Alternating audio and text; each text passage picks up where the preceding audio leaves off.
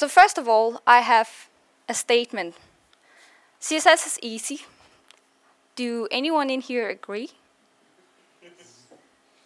That's good. I'm going to prove you wrong. But you would assume that CSS is easy because it's a presentation layer. It's not supposed to do anything difficult that the server or whatever JavaScript or something you have will take care of. So CSS is mainly just a mean to make it look nice, right? So it should be easy. And that's also the case in many like smaller projects. But let's just go through this. So this is a typical front-end project. I've been through this quite a few times. You start off doing this. So you plan like CSS file structures, naming conventions, guidelines, and everything into detail. So you make like a whole plan of how you're going to carry this through. And then secondly, you actually start building the project. You follow the guidelines. Everything seems good. All the intentions are still great.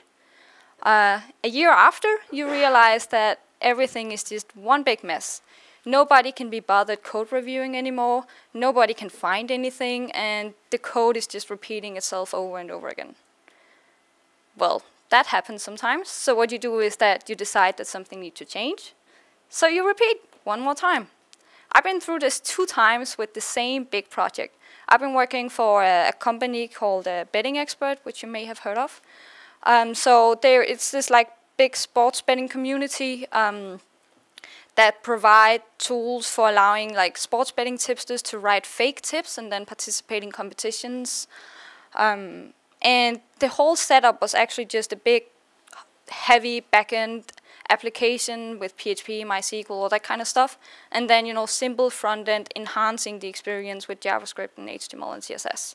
So not much front end. But however, the CSS file managed to be like, I think we measured it at one time, was 6 megabytes or something like that, yeah. And then we spent half a year refactoring everything, starting from scratch, ended up with something the size of 3 megabytes. So, half the size, but what the fuck? 3 megabytes, it's insane. Also the reason why I left the company. I was pretty tired of dealing with mess all the time. So CSS isn't easy, it's hard. Does anybody agree with this? Okay, about half-half. Let's see what we end up with. So tonight I'm going to talk a bit about, why is it that CSS is hard? Why is it so complicated when it's supposed to be so simple? What is it that we can do to make it easy, or how do we need to start thinking in order to, perceive it as being easy? And then I'm going to give like some practical actions on, what can you do as a developer in a team of front-end developers, or whatever you're doing that touches CSS, what can you do to actually make it more maintainable and easier to deal with?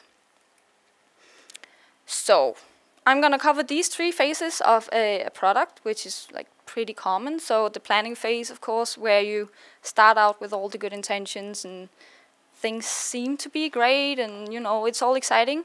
Then there's developing it, which is also kind of good. You get to build new stuff and actually see it live.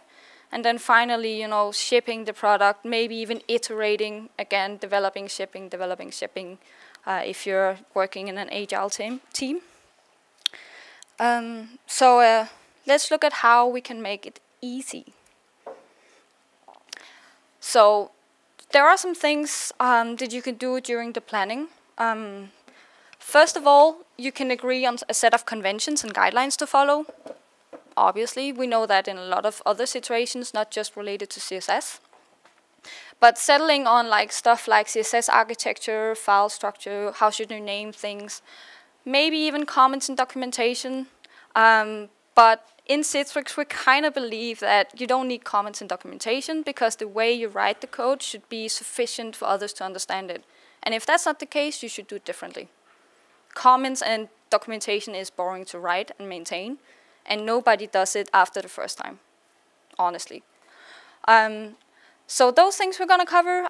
We're going to talk a bit about, how do you make sure that all the basics are in place so that you don't have to spend time building a lot of things that, hundreds or thousands of other developers have already done for you.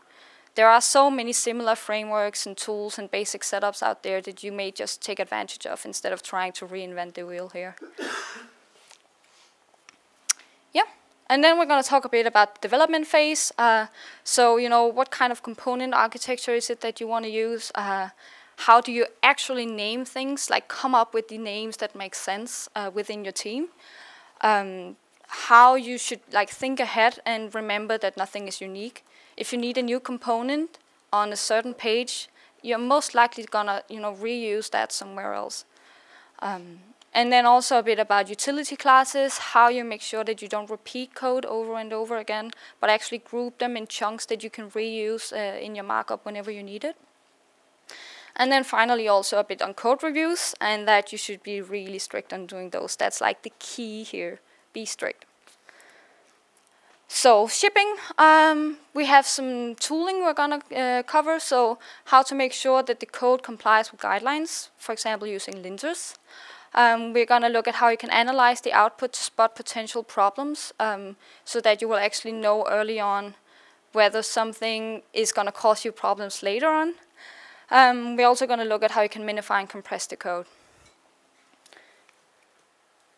So no pizzas, so no break here. We'll put in the break later. Okay, so now we're going to get more specific and look into details of these three phases and what we can actually do about it. First of all, there's the conventions and guidelines, and this is like some of the most important parts of this presentation here, because this is what gives your teams directions. So first of all, I can't stress this enough. It's important to learn from others. Don't think that you know better than anybody else, because you don't. There are so many clever people out there. Google has a lot of them, and you should really listen to and, you know, investigate what they have been doing already, because there are a lot of clever thoughts. Some of them, you know, go in different directions, but the key here is that you find something that fits your team. So if your team agrees on something, go with that. That's perfectly fine. It's not like this one is the right answer or this one is. It's simply just guidelines, hence the name guideline. But you should check out some of these, written by, you know, really interesting people and products. I'm gonna put in a link on the slideshow for the slideshow in the last slide, so you're not distracted meanwhile. But you can check it out later. Then there's the CSS architecture. So this is like abstractly, you know, how do you want to organize this CSS project that eventually is going to become big? So first of all, you want to look at splitting up your files into multiple files. I know it's been a while back when people actually did one file only CSS, but it does happen now and then, unfortunately. But the whole point of splitting it up is, of course, to split up the responsibility, to make it easier during development to actually find what you're looking for and to have a better understanding of, you know, how things work together.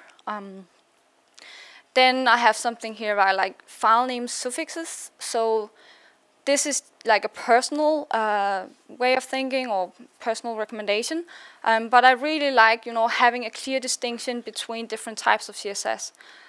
Because the CSS of applications nowadays are big. Or is big. So I like, you know, being able to distinguish what relates to what part of the visual part of the site. So like, for example, theming, modules, layout, base, what else may you have, states even. So this is just, you know, a nice way to have a good overview. And then, of course, because we have multiple files, we don't want to have multiple files on production when we actually push it to the server and serve it to the client. So, you know, basic CSS, import all the files into one. And if you use preprocessors, it will actually be one file, which is of course preferred. So just to touch a bit on preprocessors, I would love to talk about that another time, but I have kind of a time restriction here. But preprocessors are cool. I mean, they make life so much easier during development. It's not that I want to recommend you to do all of it, because preprocessors can also be really bad if you start like deep nesting thing and using all kind of programmatic functionality that just makes it really hard to read, especially for a front-end developer. But what I think is really cool is the variables and mixins. So actually being able to store repetitive values in a variable is really powerful, especially if you want consistency across your application, so that you know that if you have a box here and it has this much padding, you want to make sure that the box on another side has the exact same padding, because it increases consistency and hence user experience. And you know, that's where all the money is. So you need to care about that. And there's the mixins, which is basically a way to do more advanced variables, so to speak. So you can have mixins for like common functionality or like big chunks of code that you want to repeat in multiple places. So this is mostly just something that makes it easier during development when you know that you have like a common set of styles that you want to apply to things. So like, for example, button styles. You may have different kinds of buttons. So you have maybe a button mixin where you just put that into all these different types of buttons. But there are a lot of guidelines on how to do that right as well. So don't worry too much about it right now. Yeah. And then there's the file structures. So first thing, which is something I have seen a lot of bad examples on, is how to name your files. Don't ever use anything else but lowercasing. I've worked on so many projects where everything worked great on my local host, and things were just working. Then deployed it to the server, and then nothing was working. None of the files were found because the file names that were looked for dynamically had like different casing, and so when it found or looked for the file, it couldn't find it. So use lowercasing. You never know what the server expects. Lowercasing is always understood. And then we will look at how to place the files. Here it's a bit more tricky because there are a lot of different ways to do it. So actually the first one here is the more modern approach, if you could put it like that. So something more and more applications are doing now, where we're working with front-end components. So in a component folder, you would have all the CSS, JavaScript, and HTML related to that component into that folder. So you know that when you're working on a button or an input field or something similar, you know where to find the related CSS because it's right there in that folder. Whereas, which is this one. And the other one is the more what can you say, older approach, something I've been working with a lot in my old job, unfortunately, where we just put everything into the same folder. We may use, some subfolders to structure it a bit, but essentially it's just, one big pile of CSS files placed all into one folder. Actually, the current project we're working on, like the existing product, has something around 70 CSS files in one folder. And I don't know where any of it goes. I mean, the code base is 10 years old. Somebody actually converted it to SAS files, but they're still there, all these files still named the same, and none of it makes sense. So I would definitely recommend this one if you're going for more componentized front-end, which is becoming more common now with single-page applications and things like that. And then we have naming conventions. So when I say naming conventions here, it's not exactly what to call things. It's more, how do you come up with the names and what should be around the actual name. So one thing here is that you should decide whether you want to prefix things or not. So in cases where you're building something that needs to go into an existing application, you do want to prefix stuff, because if you don't, it messes with the existing styles, or the existing styles messes with your stuff, and you can spend a lot of time on debugging that and just get out of it, because CSS doesn't allow for scoping, so you can't just say it should apply to this part of the DOM, unfortunately. Maybe it will in the future. There are some standards, showing that direction, but we don't know. We'll find out in a couple of years. But yeah, so there's the prefixing, or namespace prefixing. This is also becoming quite common, so that you prefix a class name with the type of element it is. So in this case, like this would be an element, and this would be a module. And this is very tied into like some of the latest CSS architecture concepts that I'm going to cover a bit later. But this is also a way to go. Like if you want to make it completely clear when you view the class name, whether this is a module or an element. And I guess it goes for the markup as well when you read the markup on page. Secondly, there's class names for the win. I can't remember the last time I used an ID actually. But the thing why class names is like always recommended for naming things is that IDs are really hard to beat. The browser will always prioritize IDs higher when you apply styles. And then if you don't, if you want to win over that, you gotta start using important. And I don't really like important, but I will tell you more about that later. But also, this thing is also really important that if you use element selectors in your code, like for example a div.header or a.button, then if your markup actually changes, because we are more and more using JavaScript to add event listeners to elements and then reacting on those elements, no matter whether they are actually clickable or interactable. So if the markup changes, then your selectors are no longer valid, and then you need to change your CSS as well. Whereas if you only use the class name, then everything should work fine. Then we have casing of names. This is also something debatable, but some people prefer using camel casing in the class names. Some prefer use lower casing with dashes. Maybe something completely else if you're into that kind of thing. But the most important thing is that you agree on something within your team, so that everybody knows that they should write class names like this or this. Please don't use that. It's an example. But my point here is that it all depends on your team, as long as you agree on something and stick to it. Then there's the basics. So this is something I have been struggling a lot with, because I believe that nothing is right for me. I need to make my own solution. I've built so much weird stuff that didn't even work properly, but I was just refusing to use what was already there. But luckily I changed, so now I know that there are things out there that works really great. Sorry. So first of all, there's like UI libraries. So when I say UI libraries, it's kind of vague. It can be a lot of things.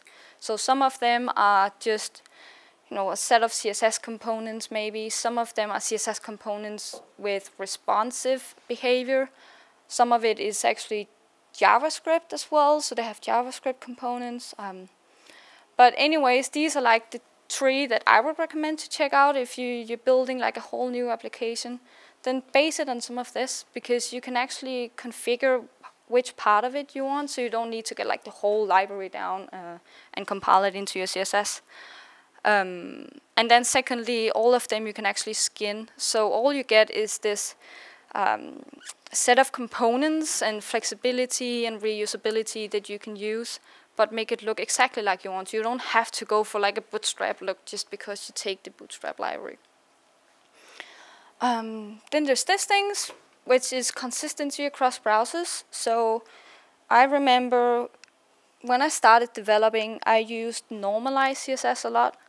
And basically what it does is that it goes in and makes sure that all elements behave and look the same across browsers, because somehow browsers just decided that they shouldn't render things the same, especially like input fields, different types of input fields. And it's so annoying as a designer if you want something to be consistent across browsers. So normalized CSS goes in and makes sure that things look more or less the same, and then you can build your styles on top of it and actually expect that it looks the same. Whereas reset CSS is a bit different. So what it does is actually to remove all default styles.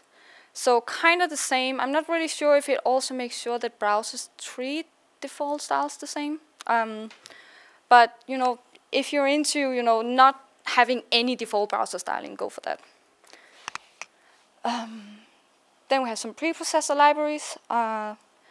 So when I talked about UI libraries up here, this is mostly just CSS. Some of them exist in Sass or less versions as well. Whereas these two actually have the same, especially I think it's Bourbon, does also have some like CSS components ready out of the box that you can use and extend and do whatever you want with. But the whole point of these two is that they give you some extended functionality in, like, for example, creating vendor prefixed properties or gradients and all kind of stuff. I actually can't remember the last time I played with it. Maybe it was, you know, back in the days where gradients were all cool and they had to be all over the place. So my point here is don't reinvent the wheel.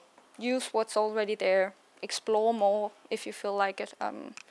But don't think you just need to build all from scratch. Yeah? Is anybody or everybody with me so far? Yeah? Good. I'm still waiting for pizzas right now. Okay. So now we get to something fun. I don't know if you've heard about this quote before, but I laughed when I read it the first time, and I've loved it since then. So there are only two hard things in computer science: cache invalidation, which I know nothing about, and naming things, which I know a lot about, and it's damn hard. I can't remember how many discussions I've had with designers on, you know, going through their designs and mock-ups and actually, you know, agreeing on what things should be called. I mean, is this a box or is it a panel? Who knows? I mean, it's so difficult, and I'm pretty sure some of you may know it as well. So I'm going to cover a bit on some existing popular concepts that tries to simplify the way, or not simplify, but make some guidelines on how you should componentize your CSS and your markup. And they are a bit different. Some of them are a bit weird. But this is just to give you an overview of, you know, what guidelines there are. So the first one is actually rather old, I think. So object-oriented CSS. And for those of you who also know, you know, object-oriented programming in general, it kind of does the same. So it attempts to separate all the logic from the structure and theming and content. So that you have something very generic and reusable that you can use, you know, in multiple places and mix and match to create new components. And it's mostly just some principle. It's not like a strict guideline or anything, but it's something that's interesting to read up on if you're gonna look into some of the other concepts I'm gonna mention here. So the next one is BEM, and it stands for Block Element Modifier. And what BEM is mostly just, you know, a guideline on how to write your class names. So they operate with this structure where they have like a main block is called dot whatever name it has. So menu, login, whatever. And then they have like sub element, which is separated with double dashes, I think. So in this case, it would be menu item. It could be login field, maybe. I don't know what would make sense. And then finally, they have like the modifiers, which is basically just a variation of this block or sub-element, in this case, the sub-element. And modifiers are written with double dashes. So sticking to this convention, when you read down some CSS, you will always know that if you have double dashes then or double underscores, it's because this part does need to be inside this in the markup. And this one is just changing the base sub-element and shouldn't do much else. So it's kind of a way to make the code readable for developers. Then we have SMACs, which I am a really big fan of, because what SMACs is besides, you know, some principles, some guides to how to name things, which are a bit different from this but not relevant now, is that they it recommends you to separate your CSS into like different subparts. So like you put all your base CSS files into one folder. That could be like fonts, basic text, basic margins and paddings, and maybe just some of the resets that you would want in your project. Then they have the layout part, which is everything related to like positioning bigger parts of the site. So like where should the sidebar go, where should the header and footer go, and stuff like that. Then you have the modules, which is the components or elements of your page, so kind of the bricks. So you have like buttons, you have input fields, headers, etc. And then there's the states, which is similar to the modifiers in BEM. So everything that changes or is a variant of a current existing element, so an active state, a hidden state, maybe a large modifier or a small modifier, something like that. And then finally the theming.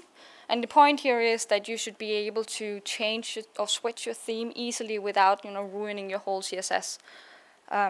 So everything related to colors and borders and fonts, I believe, shouldn't go into any of these files, but simply be here. And then finally, we have atomic CSS, which I don't know if any of you have tried it out or read about it, but it's very abstract. So it focuses on splitting up your code into something they call atoms, molecules, organisms, templates, and pages. So basically something like this. But then they chose to have some weird naming like P dash for everything related to text.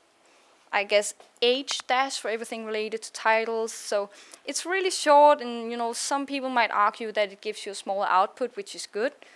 But then at the same time, if you waste a lot of development time actually just understanding what's going on, not so good. But anyways, I know this is a lot to take in, and they have so many different ways of doing stuff, but I put in an article here that kind of tries to compare them and based on that conclude what should be good about this and that, and what should you kind of mix and match to get something that would work for you. So read the article before you read anything else. Yeah. So essentially what I'm trying to say here is that you should name things according to purpose and not the content or the context. So if you have, for example, a button, you wouldn't call it button blue because this relates to style, and style you may want to change. And if you want to change this to another color, you have to change it in all your markup throughout your site. And that's not fun. So you would call it maybe button primary if blue is your primary color, or secondary or tertiary or whatever. And the same goes with this profile photo.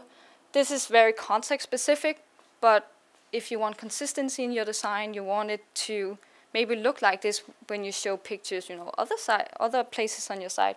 So you would maybe call it an avatar instead, because it's more generic and it doesn't say anything about the context.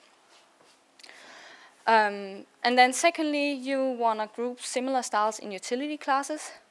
And I haven't touched much on utility classes, but there are so many do's and don'ts. You shouldn't have, for example, classes, utility classes that are too simple. Like you shouldn't have it if it's just float left or text align right or something like that. But I believe that by having that, you still save some time repeating yourself in your code. Plus, it becomes much more clear when you read the markup what is actually going on. So I would recommend something like this. For example, clearfix is very popular actually. Clearfix is what you want when you have something that's floating and you want to make sure that the parent container doesn't just get a height of 0, which happens when you have a float. So annoying. But there's a way to work around that. And then, hidden, if you want something to be round, you may want to apply that to both like buttons, containers, images, whatever.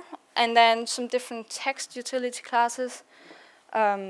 This should probably say text center instead, because that's something you may need quite often, making modals or different text containers. So whenever you build something and you see that you start repeating the same set of properties on components, just consider whether you should put them in a utility class instead, because it can save you some time later on actually changing maybe all of them at once. Then finally, or not finally, second last, you should make it easy to distinguish between types of names. So make sure that you emphasize what's the difference between a component and a modifier. another example actually of modifiers is this, by prefixing with is, so that you know that active is a state because it's prefixed with is. And also agree on, how do you want to write subcomponent names? Do you want to use dashes, double underscores, whatever? As long as you put it in your guidelines so that the developers actually know what rules to follow when they start developing, and be consistent. Then finally, this keeping selectors simple, which is kind of a result of doing this. Because if you use naming like this, where you have like main component, subcomponent, then there's no need to write your CSS selector as component and direct descendant component sub, because you will know that this subcomponent lives within this one. So you might as well just keep your selector simple, which is good for the browser. The browser loves simple selectors. And also at the same time, it decreases the risk of style conflicts. And style conflicts, a lot of us have dealt with, I guess. So you have built some component, then you build another component where the first component is within. And then all of a sudden, like for example, we have a menu where we have drop down, and then in this drop down we have a button. And this button is supposed to be a primary button and look like a regular button from the rest of the page. But somehow the line height is fucked up and the background is missing, and we couldn't really figure out why. And then the result was that the menu component had very specific selectors. So I can't remember how many levels, it was like 3 levels deep or something, that just resulted in that link, which was a button component, but it was a link element. It got overwritten by the menu component, even though we wanted the button class to win.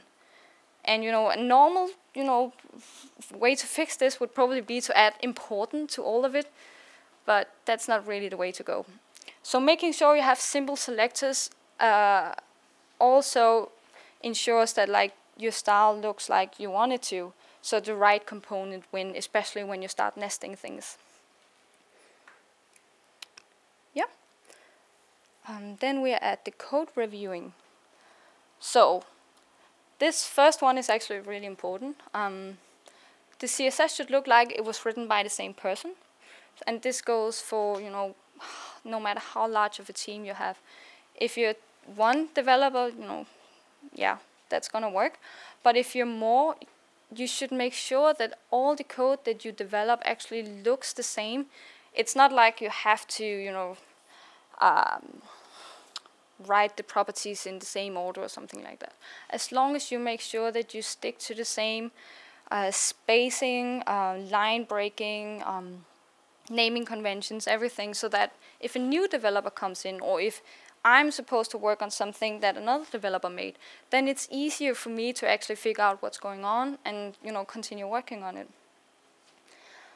Then secondly, you want to make sure that it uses all available variables, utilities, and mixins, right? And of course, this mostly applies for preprocessors. But the point here is that you should be able to spot if that given developer whose code you're reviewing has maybe used like a certain block of properties that is in an existing utility class, and then make sure it gets fixed. Because if you choose to, like, for example, change the site-wide padding, which is a global utility, and that single component doesn't use that utility, then that single component is going to stick out afterwards. And, consistency, we would like that to win. So this is also a responsibility when doing code reviews. And then finally, you shouldn't approve anything that you wouldn't want your name on. And I actually have an example of this. So the betting expert site that I worked on, being a front-end lead, of course, included some responsibility on making sure that the code that went out was good enough. But eventually we reached the point where, everybody was too sloppy, too stressed. There was too much pressure on just pushing things out and releasing stuff, that I ended up just not caring. So I just started approving things because I couldn't be bothered fixing it, because I didn't feel like that my team was able or had the competences to actually follow the guidelines and fix it themselves.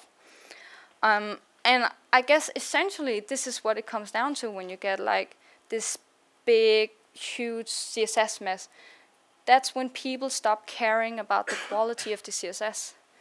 And it's just really stupid because you're the one who's going to clean it up and write a whole new CSS library from scratch. So why not care from the beginning? So this is really, really important.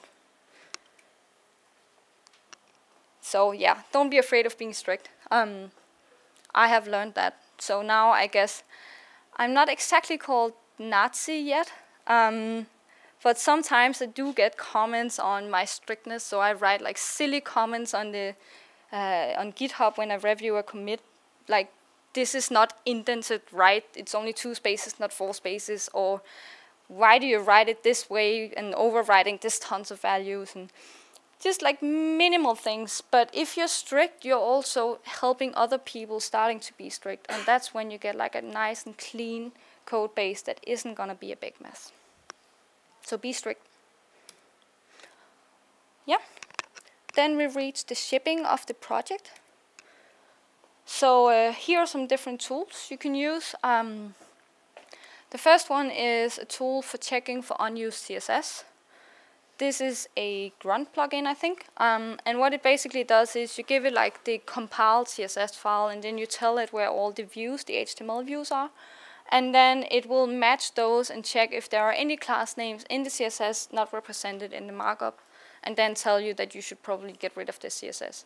And this actually happens a lot if you work on an existing code base, and you may switch out some existing components with something new, but on the way you kind of forgot to clean up the old CSS because you just changed the markup. So this will make sure that you don't just push out a lot of CSS that isn't really relevant anymore. Then secondly, this is really cool, I think. This is a tool for analyzing your CSS. So it will actually just scan through your CSS and find all the places that you have specified a new font size, some new paddings. It checks for colors as well. Can't remember what else. But yeah, the point here is that it will tell you if you start having too many unique values. And you don't want unique values if you want consistency in your design. So this is actually really, really good to run through your CSS at least once in a while. You don't have to do it on build. But just to make sure that, like, for example, you don't specify a different shade of blue in one place because you have a variable with like the brand blue you should use. So this tool will tell you. Then thirdly, there's the vendor prefixing. So I assume that just like me, you guys also like using new CSS properties. It's not long ago since the CSS3 standards came out, and people wanted to use them, but the browsers weren't really quite ready. So the browsers had different implementations, and then you needed to use vendor prefixes to actually make them understand it. And in general, it's just tedious having to add these vendor prefixes manually and repeat all your properties and values. So there are like a bunch of different tools. This is one of them that will just automatically scan your CSS, put in all the vendor prefixes that are required. Because the cool thing about this tool is that it's always up to date with the latest implementations. So it knows what the browsers already support and doesn't add vendor prefixes that aren't required any longer. Then finally, minifying the CSS, which is something you mostly use if you use preprocessor, but you can also use it if you use regular CSS. So it just makes sure that your CSS gets compressed and nice and tidy, so that when the browser needs to receive it, it will be faster. So to have a conclusion. Firstly, it's really important when you build this that you need to agree on some guidelines and on some conventions that fit your team and your project. So you shouldn't go for Google's guideline because Google are cool. You should go for Google's guideline because it fits with what you think is cool and what actually fits your entire team. So the important thing is just that you agree on something, all of you in the team, and then you actually stick to it. And this goes with the code reviews as well. So if you don't do code reviews often, then no matter how good of a guideline you have, the code is going to become crap. And then you're going to redo it a year after again. So make sure to do code review often. Don't publish anything to the server, deploy anything without having a second set of eyes on it. And be strict about it. Because the important thing here is not necessarily the output that goes to the client, because browsers have become so fast that it really doesn't matter anyways, those little changes. The thing here, or the key here, is that you save time during the development, because you should really care more about development than execution, because, as Marco said, you can compress execution time but not development time. So we can do all kinds of stuff to compress things and make the browser easier, or give it an easier time understanding what's going on. But you can't really speed up the way you develop things. So you might as well just make sure that there aren't any obstacles or any hurdles that you have to, face all the time during development. Because that's what really matters, essentially. That's what we spend most of our time doing. So just to turn it back around one more time, CSS is easy, but it's only easy if you make sure that you follow guidelines and conventions, that you actually stay true to yourself and make sure that everything that goes out is something you want your name on, and the whole team should kind of share this understanding.